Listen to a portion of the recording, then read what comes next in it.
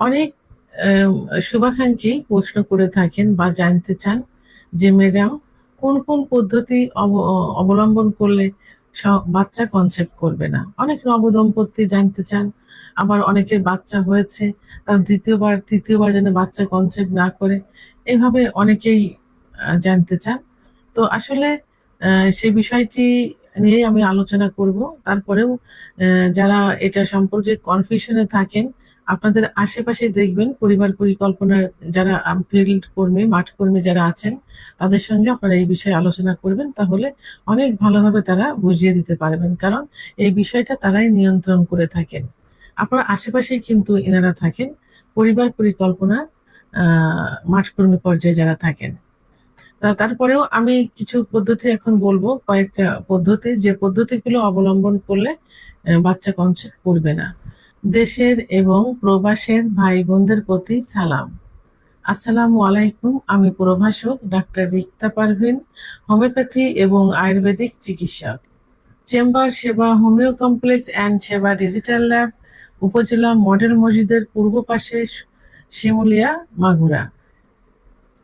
অনেক শুভাকাঙ্ক্ষী প্রশ্ন করে থাকেন বা জানতে চান যে ম্যাডাম কোন কোন পদ্ধতি অবলম্বন করলে বাচ্চা কনসেপ্ট করবে না।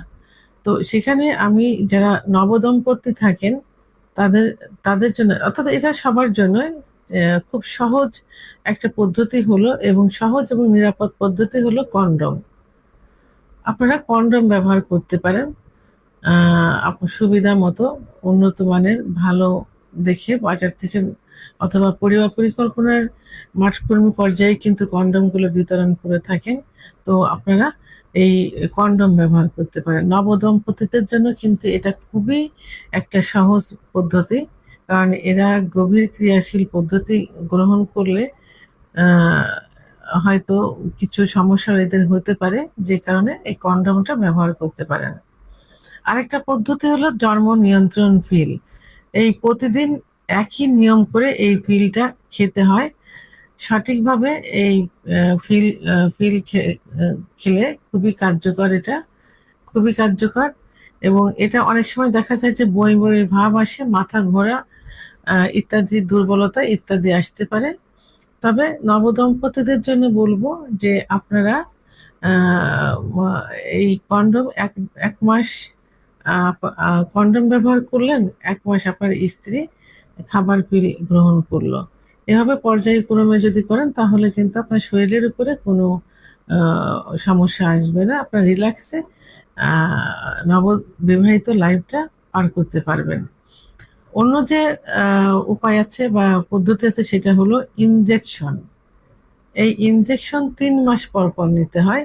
তো ইনজেকশন নিলে অনেক সময় দেখা যায় যে মাসিক অনিয়মিত হয়, অনেকের মাসিক বন্ধ থাকে, আবার অনেকের মাসিক হতেই থাকে, এরকম সমস্যাটা হয়ে যায়। আরেকটা হলো আইসিইউডি, আইইউসিডি অর্থাৎ কপারটি। এই কপারটিটা জরায়ের মুখে স্থাপন করা হয়। এটা এটা 5 থেকে 10 বছরের জন্য দেওয়া হয়। 5 থেকে 10 বছর আপনি চাইলে ইচ্ছামতো এটা খুলতে পারেন। এটা করলে গর্ভধারণ করা সম্ভব হবে। এটা সাধারণত যারা, অধিকাংশ ক্ষেত্রে ভালো হয় যে একটা বাচ্চা হয়ে গেছে, 2টা বাচ্চা হয়ে গেছে, তাদের জন্য এটা ভালো, সব থেকে ভালো হয়।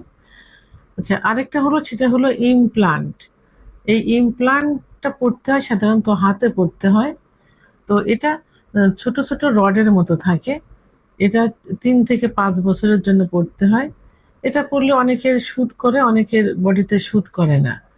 তো এই যে যে প্রচলিত যে পদ্ধতিগুলো বললাম, এই পদ্ধতিগুলোই সহজ, এবং সবাই এই পদ্ধতিগুলো সাধারণত ব্যবহার করে থাকে। তারপরেও আপনাদের বলবো আপনারা অবশ্যই সরকারিভাবে কিন্তু এই প্রতিষ্ঠান, আর আপনারা অবশ্যই পরিবার পরিকল্পনার মাঠ পর্যায়ে আপনারা হাতের কাছে পেয়ে যাবেন। মাঠ কর্মীর সঙ্গে গিয়ে আপনারা এই আলোচনা করে পদ্ধতিগুলো নিতে পারেন। তো নবদম্পতিদের জন্য আবারও বলছি, আপনাদের জন্য কন্ডোম এবং জন্ম নিয়ন্ত্রণ পিল সব থেকে নিরাপদ। অনেকে যখন জন্ম নিয়ন্ত্রণ ব্যবহার করতে পারে না, হাজবেন্ড এটা কন্ডোম ব্যবহার করতে পারেন। ভিডিওটি সম্পর্কে যদি কোনো মতামত থেকে থাকে অবশ্যই কমেন্টসের মাধ্যমে জানাবেন। আর ভিডিওটি ভালো লাগলে লাইক, কমেন্ট, সাবস্ক্রাইব করে আমার সঙ্গে থাকুন। আল্লাহ হাফেজ।